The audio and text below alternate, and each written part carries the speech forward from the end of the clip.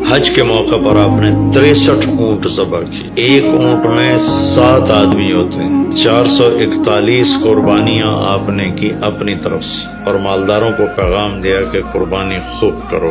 لیکن ہمارے ملک میں ایک عجب چیز چل گئی ہے.